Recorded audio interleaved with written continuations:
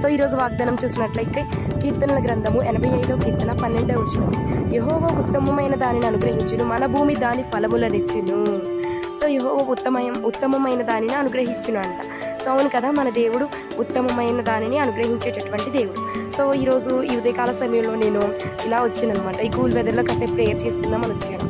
So ప్రతిదీ దేవుడు మనకి ఉత్తమమైన దానిని అనుగ్రహిస్తారన్నమాట. ది బెస్ట్ ఏదైతే ఉందో అది దేవుడు మనకి అనుగ్రహించేటటువంటి దేవుడిగా ఉన్నాడు. సో ఇంకా మన దేవుడు ఉత్తముడు అంట. మన దేవుడు ఉత్తముడు కాబట్టి ఉత్తమమైన దానిని అనుగ్రహించేటటువంటి దేవుడు అనమాట.